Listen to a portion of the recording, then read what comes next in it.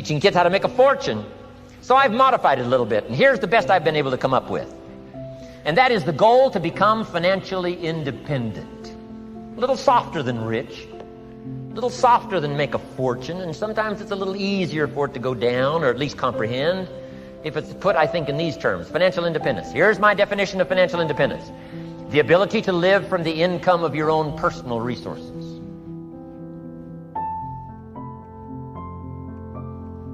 It's powerful. And I think it's a worthy goal. I think it's a worthy and legitimate ambition.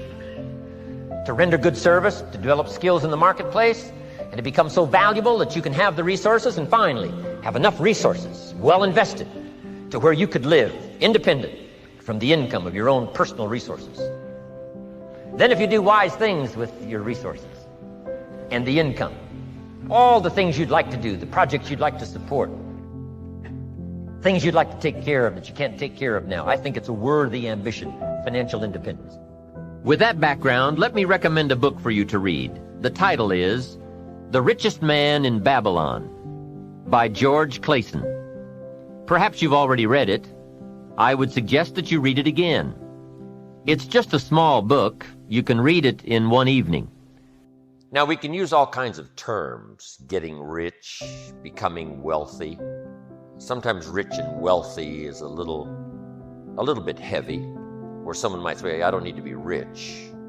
But, rich is always in each person's concept of rich. It used to be a long time ago, rich was being a millionaire, but, a millionaire, $1 million is not that much anymore. So everything is relative. But someone says, well, I don't want to think of myself as trying to get rich. So, there's other language we can use from a variety of semantics. We can choose what's more comfortable. Becoming wealthy. The term wealthy in everybody's mind is probably a little different of what the amount is or what the accumulation is. So that's interesting. Rich or wealthy. But here's one concept I think everybody can comprehend, even the kids, and that's to someday be financially independent. Being able to live from the income of your personal resources, that's a goal everybody should set. Now, if you're a little late coming to this plan, you might have to, do a little more stretching than the average person would. But starting at age 15, it's easy to pencil out where with a normal average income and the increases every year to be financially independent by age 35, 40 at the latest, if you have a good plan. Now, the reason why the money all disappears is not because it doesn't exist. It's because the money isn't put in the right plan. Now, money's not the only value. But make this note, it is one value. It's not the only one, but it is one. Money is not the only measure of success, but it is one measure. That your current income is a measure of your personal value to the marketplace. If your current value to the marketplace is $5 an hour, you get the $5. So, not that a person is only worth $5, but their value to the marketplace is only worth $5. But it's possible to very quickly change those numbers by changing your value. But the numbers do illustrate the value. We cannot leave that concept out. So somebody says, you mean where I am financially is an illustration of who I am? And the answer is yes. Now, it's not the only measure. I'm not saying it's the only one, but I'm saying it is one. There's a lot of other ways to measure a person's value as a father, a person's value as a mother, a person's value as a friend, as a colleague, of course. But we can't leave the money out. Now, here's why money is an easy measure. It's easy to count. Let's count. See, there's nothing better than the truth. You don't need to fool with the truth. It is so dynamic in uncovering the errors of our ways and helping us to set up new disciplines to change it all, starting today, starting overnight, starting anytime. Now, you could wait to start a plan for a couple of years, but why not do it now? Some people have to wrestle with, and I had a few questions on, is it okay to strive to be rich? Is it okay to want to be wealthy? Is it okay to go for it? I had to come to grips with that. Some people say, well, it'd be better to renounce all worldly goods and just live a very poverty, spiritual life. And that's one concept. I've got another concept. Try this on for size. If you could do better, should you? That's an interesting concept to consider. Why would you leave the biggest share of your life unexplored in terms of personal development and what that might have achieved, either in the marketplace or at home as a father? Someone says, well, I'm not going for being rich. I don't think that's really the healthy thing to do. So everybody has to wrestle with that. And I understand that. But I think one conclusion we could come to, with a good, simple, practical plan, there's no reason why you can't accumulate the resources to be financially independent. Lydia Cologne invests $1 in her enterprise, selling a product she believed in. Here was her first investment, desperation. She says, my kids are hungry. I got to make this work. If this doesn't work, what will I do? That's called great incentive. My friend Bill Bailey went to Chicago as a teenager after he got out of high school. And the first job he got was night janitor. Someone says, Bill, why would you settle for night janitor? He said, malnutrition. Right? You work at whatever you could possibly get when you get hungry. Right? You go to work somewhere. Night janitor, don't matter where it is. Now he's rich and, he's financially independent, but first job, night janitor. Now here's the next investment she made. Determination. I will find someone. First she said, I must find someone. Desperation. Second, she said, I will find someone before this first day is over. Sure enough, she found someone. She said, if it works once, it'll work again. But the next person said no. Next person said no. Now what must you invest? Courage. Courage is more valuable than money. If you've only got $1 and a lot of courage, I'm telling you, you've got a good future ahead of you. Courage in spite of. Humans can do the most incredible things, no matter what happens. Tell us about it. Haven't we heard the stories? There's probably some recent ones from Kosovo that we haven't even heard yet, that are some of the most classic, unbelievable stories of being in the depths of hell and finally making it out. Humans, you can't sell humans short.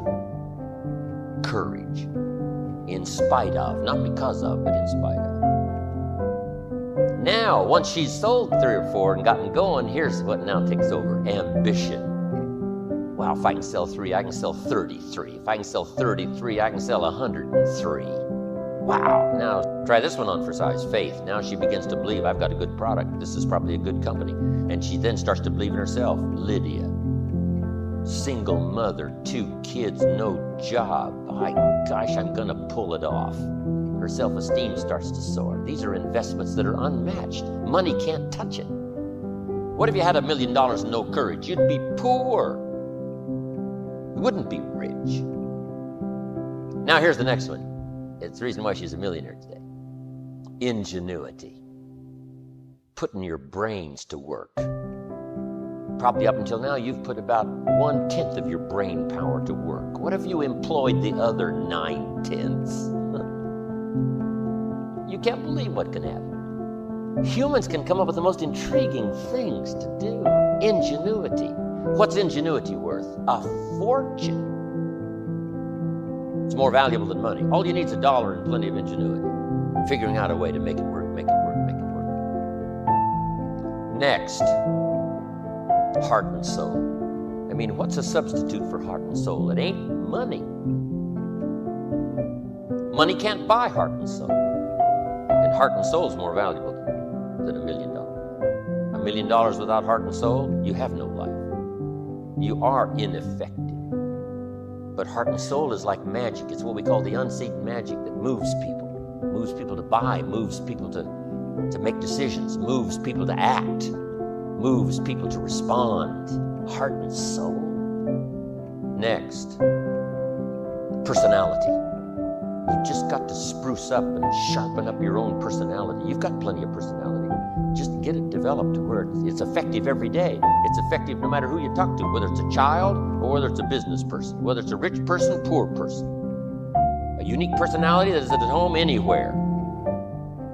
Here's the ultimate investment, charisma. Ultimate sophistication, charisma. With a touch of humility. All of that list is more valuable than money. With $1 and the list I just gave you, the world is yours. I mean, it belongs to you. Whatever piece of it you desire, whatever development you wish for your life. Capital, there is some kind of capital and there is some kind of capital. But here's what you can do with $1 and the rest of this investment of yourself and your person. You can secure your fortune. Key phrase, you lack not the resources. You don't lack the mental resources. You don't lack the financial resources. Here's the key to the $. Depends on where you invest it. Depends on where you spend it. I mean, what are you going to do with this $? You say, well, it's only $1. No, you don't understand. You can, if you wish, you can turn it instead of into a Coca-Cola, you could turn it into capital. And $1 turned into capital instead of a Coca-Cola, what's the difference? The difference is a fortune. The Coca-Cola is soon gone, but the fortune lasts forever.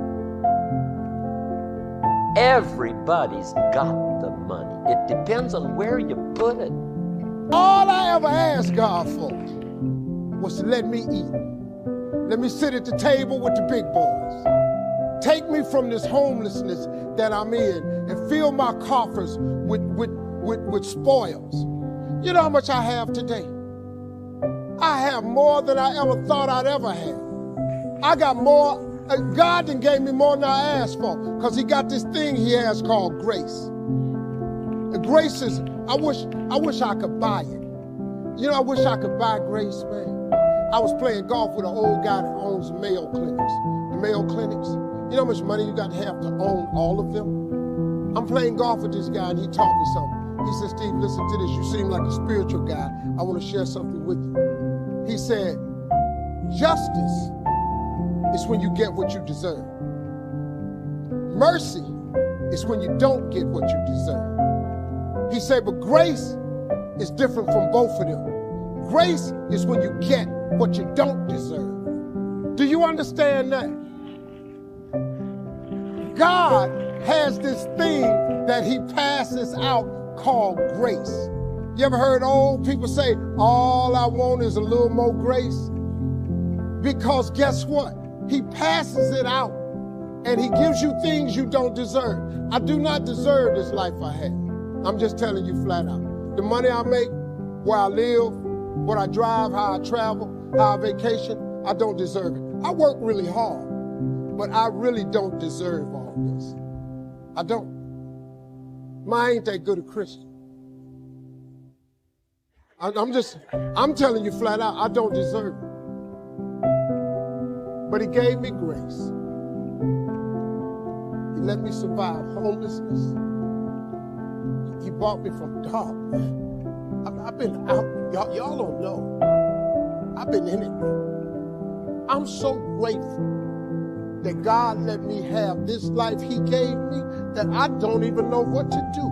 Do you know when I was homeless, I told God every day, if you let me make it, when I get there, I'm gonna tell everybody it was you.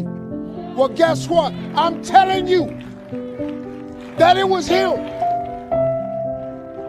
I have no education. I ain't got a degree of any kind. What you see today is a boy that come out the bottom who believed in him when it wasn't no sign of me getting over, who kept doing this thing that his mother taught. She said, when it get dark for you and you can't find your way, and boy, I was lost. She said, don't forget to pray. Don't be ashamed to pray. And don't ever be too proud to pray, because prayer changes things. You have got to pray. You know what you ought to get? You ought to create your relationship with God. Because if you do that, he gonna put some grace on you. And he gonna give you some things you don't deserve. Then you won't need no education. You won't need to go and complete the program no more. You ain't got to go over here and ask nobody where they hide. God takes you to places that you never ever thought you'd go. I never saw myself here, but that God I serve, he saw me here, and he put me here. Now all I'm doing right now is telling you that with God you can make it. I don't know why he had you come to this show. I don't know why I'm telling it to you like this today. But if you ain't ever tried God, listen to me. You should try him. Because he's very available to you right now. He don't love me no more than he love you. If God can pick me up, and you have no idea who you're really looking at. You don't know what I've done. If God can change me, he changed anybody in this room. God is good, man. Give God a chance. I appreciate y'all coming. Yeah! I'm Rosary Bemay. Promotional copy. Caché Royal. Tagal. Turinde ko ng style. Anto ami tingdimi. Bono mister da manera mi. I ami no manera abo. Viva manevo ta sinti dushi. Sinti dushi viva pa.